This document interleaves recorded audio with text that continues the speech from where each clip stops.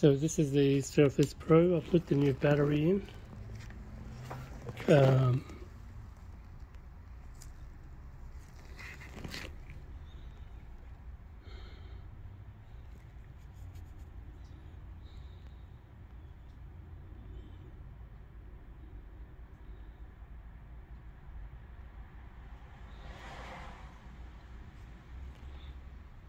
It's been on charge over an hour, and battery does charge. It was originally 54 or 55%. We can see it there. That's good. See if I eject it, shuts off.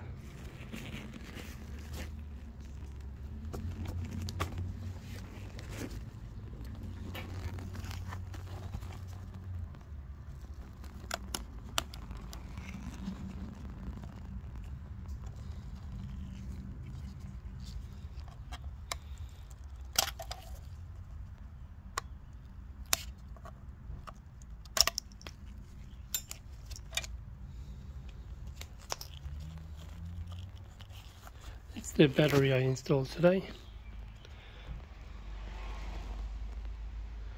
Yeah, can I get a replacement sent out? Then a proper clean installation. But yeah, not holding charge or not giving charge. Thank you.